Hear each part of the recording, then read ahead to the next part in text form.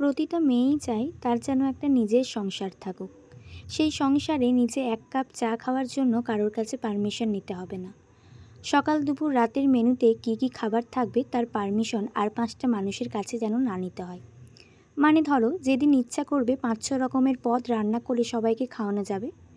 আবার যেদিন শরীর সাথ দেবে না সেদিন আলু সেদ্ধ ডাল ভাতেও কাজ চালিয়ে নেওয়া যাবে। যেদিন বাড়ির কিছুই ভালো লাগবে না সেদিন বাইরে ঘোরাঘুরি করে রাতের বেলায় একেবারে ডিনার করেই বাড়ি ফেরা যাবে।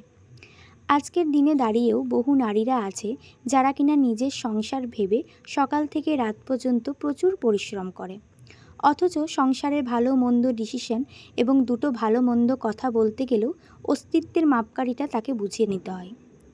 তাই আমার মনে হয় মেয়েদের একটা কিছু থাকার খুবই প্রয়োজন।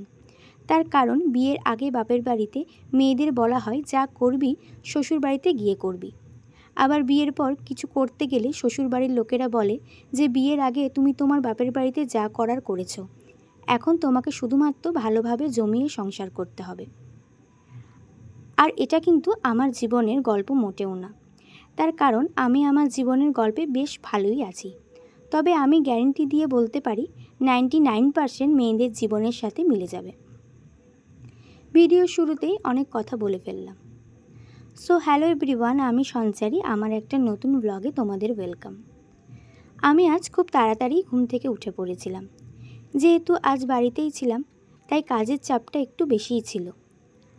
আমি আগের দিন রাতেই মনে মনে ঠিক করেই রেখেছিলাম যে আজ আমি আমার রুমটাকে ডিপ ক্লিনিং করব। তাই সকালে জলখাবার বানিয়ে কাজে লেগে পড়েছিলাম। দিন শেষে একটা মানুষের যদি ঠিকভাবে যত্ন না নেওয়া হয়, যেমন মানুষটার অবনতি হবে, সেরকমই বাড়িটারও যদি ঠিকভাবে যত্ন না নেওয়া হয় তাহলে বাড়িটারও আস্তে আস্তে অবনতি হবে, তাই না? দেখো, আমি অতি সাধারণ ঘরের মেয়ে এবং যে পরিবারে বিয়ে করে এসেছি তারাও অতি সাধারণ। তাই এই সমস্ত কাজ করতে আমার কোনো অসুবিধা হয় না। আমি নিজের কাজ নিজে করতেই বেশি পছন্দ করি। চেষ্টা করি ছুটির দিনগুলোতে একটু নিজের হাতে রান্নাবান্না করতে। কিন্তু আজ না, আমি একেবারেই রান্নাঘর ঢোকার সময় পাইনি। শুধু সকালের জলখাবারটাই বানিয়েছিলাম, আর মাঝে মাঝে যেটুকু সময় পেয়েছি মাকে একটু হেল্প করেছি। সংসারে রান্নাবান্না ছাড়াও না অনেক কাজ থাকে। সেই কাজগুলো সপ্তাহে একদিন করে আমার মনে হয় সেরে নেওয়া ভালো। এখানে আমার মোটামুটি কাজ কমপ্লিট হয়ে গেছে।